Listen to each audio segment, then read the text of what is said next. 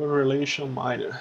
Em mineração de processos, comumente, os logs contêm identificadores de casos, atividades e timestamps. O identificador de casos associa um evento acontecendo em um sistema a uma execução particular do processo.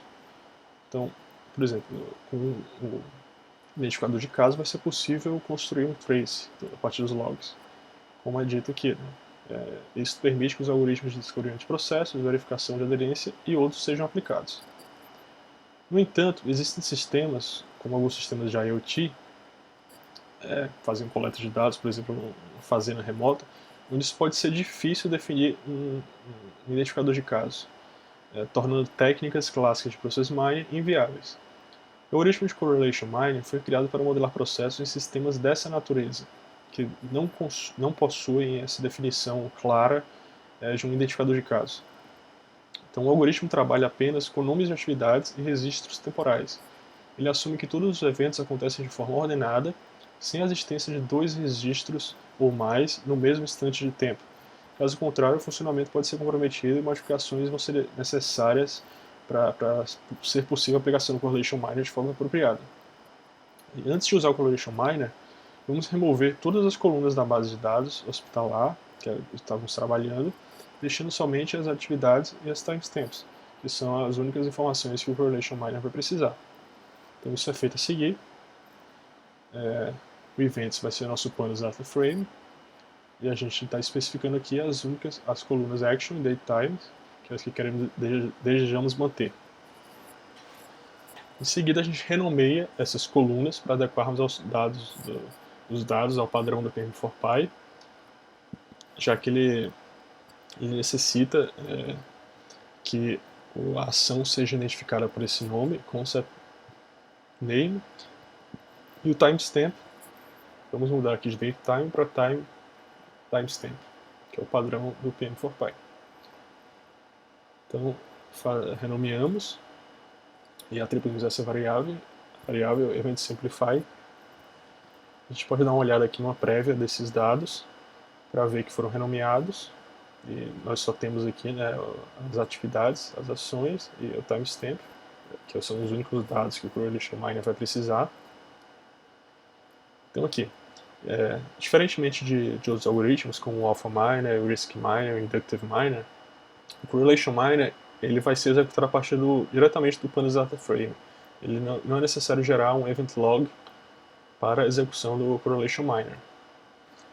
Então aqui, essas informações do Data Frame são passadas para a função Correlation Miner Apply do módulo PM4Py Algo Discovery Correlation Mining.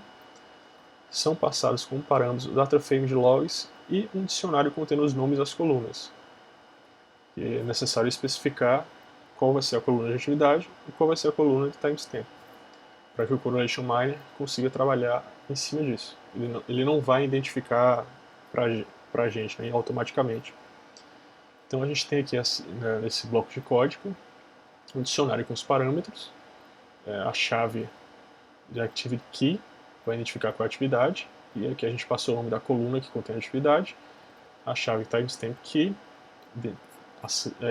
denotando, né, a coluna que vai conter as timestamps do nosso data frame, e a execução do Correlation Miner é feita com esse método, Correlation Miner Apply, onde a gente passa o data frame do Pandas e os parâmetros, que foram explicados aqui acima. A função vai retornar dois objetos, dois DFGs, o DFG de frequência e o DFG de performance. O DFG um incremento ao DFG gerado pelo algoritmo seria a apresentação de informações de frequência.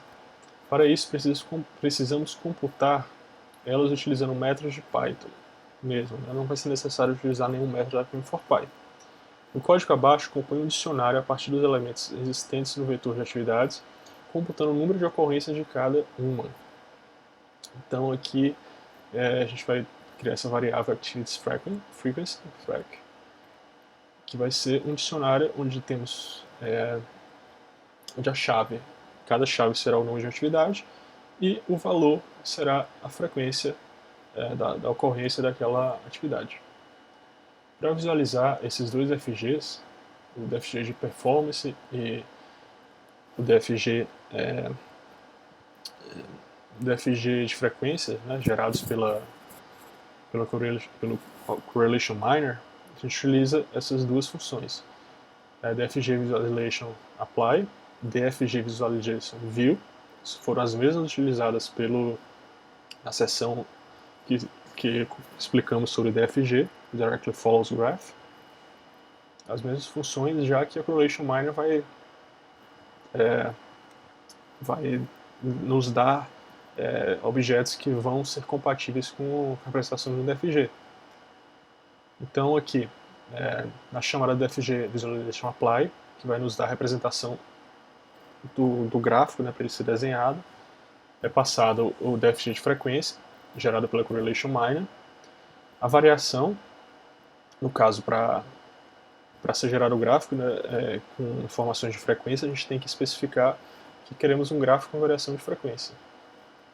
E as atividades, Activities Count, que é um parâmetro onde a gente vai passar as informações de frequência, para que elas sejam apresentadas juntamente às setas conectando atividades. E aqui, por fim, a DFG Visualization View, para apresentar o gráfico para a gente, e ele é feito aqui abaixo. Então a gente nota já que o Correlation Miner, diferentemente dos demais, ele vai trazer um modelo de processo um pouco mais confuso de entender.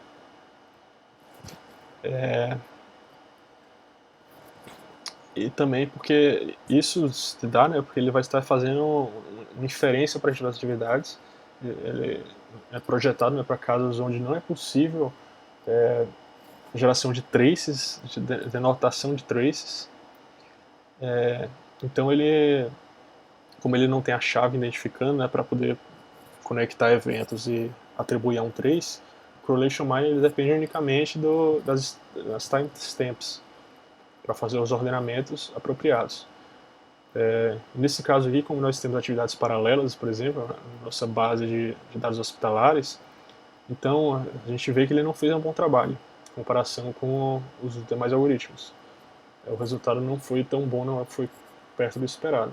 Então o Correlation Miner não seria um bom algoritmo para aplicarmos no caso na base de dados hospitalar, já que especificamente nessa, no caso, né? Pode ser que em alguns cenários seja útil, mas para a base que a gente está utilizando, ele não fez um bom trabalho. Só reforçando, né?